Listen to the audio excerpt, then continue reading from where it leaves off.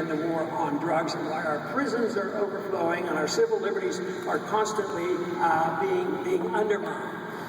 Governments would be best off if they were very minimal. And for instance, today, this whole argument about marriage. Carol's with me tonight. She's not here. We've been married for 56 years.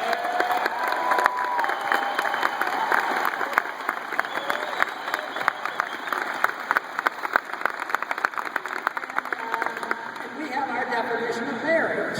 And I just think the definition, why don't we just let the people decide what the definition is? I'm not going to use my definition when I live by law.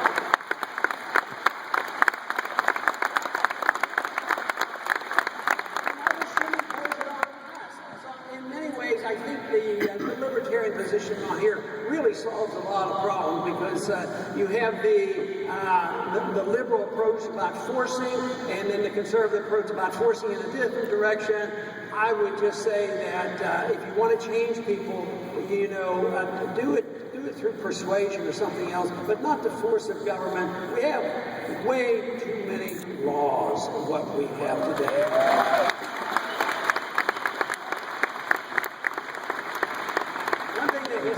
Here in this last decade, which is a serious change and has to be altered if we want to slow up the different wars that we are constantly fighting, and that is this notion of preemption.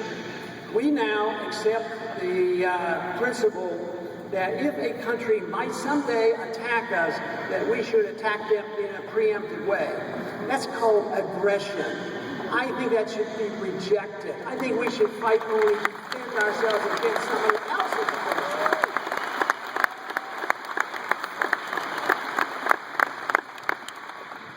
Incorporated in this philosophy is something very simple. If we allow people to act on their own and do what they want with their lives and their money, this then would, you know, create still some problems, but there has to be some rule.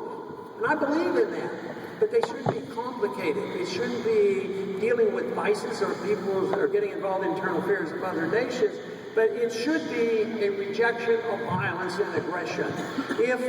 If you and I can't go to our neighbor and tell them what to do or take something from them because it's against the law, and rightfully so, it's their property, why is it that we have just casually accepted, oh, well, I need something, the government will get it for me, and send the government to do the stealing? It's still theft if the government does it.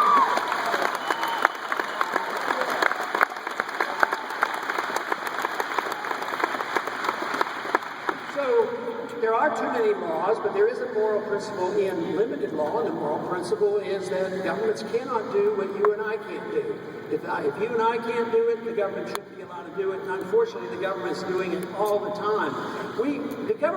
Our government was set up to made a sincere effort, our Constitution, a sincere effort to protect our privacy with the Fourth Amendment. Well, it's been a bit gutted lately, you know, and it's getting worse.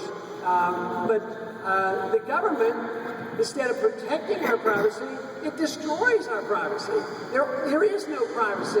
There's no banking privacy. There's no medical privacy, and everything that we do. And now with the internet being encroached by the government and the drones that will be watching us, yes, our Fourth Amendment is in shambles right now. And it's just a basic principle that we have the right to privacy. But that has been lost, unfortunately, and hopefully we can get enough energy to restore that. But freedom is the answer I see so clearly for so many of our problems. Freedom is something that we had a taste of. Best taste probably in the history of the world.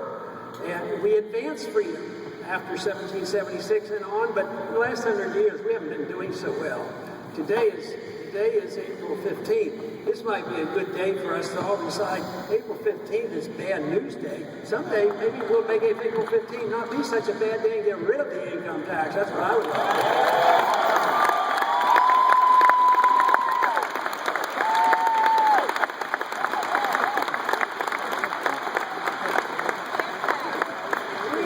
Freedom is about collective. A lot of times you'll hear talk about groups have certain rights. There'll be rights for this group, rights for that group, and I don't have to believe in that. I believe that all our rights are individual, but every individual must be protected in exactly the same way. That's where the abuse is. All you have to do is look at the discrimination of who gets punished and who ends up in jails with these drug laws. I'll tell you what, there's a lot of discrimination there, but people shouldn't get any injury because they belong to a group, but they shouldn't get any benefits because they belong to a group. We should be individuals first.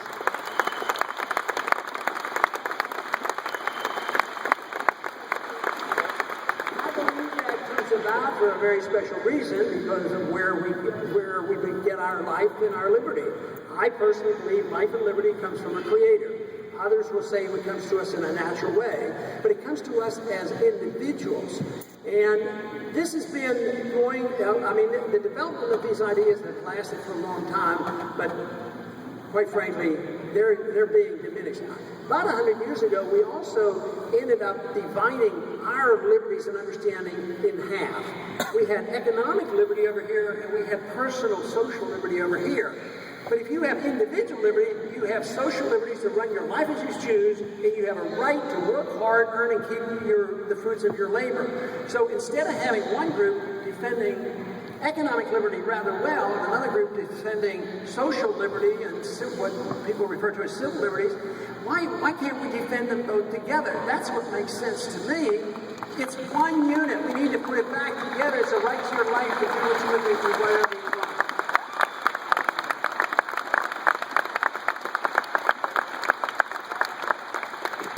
And I think that we are making progress in all these areas because, not because of my speeches, I can guarantee you that, but we're making a lot of progress because of the need.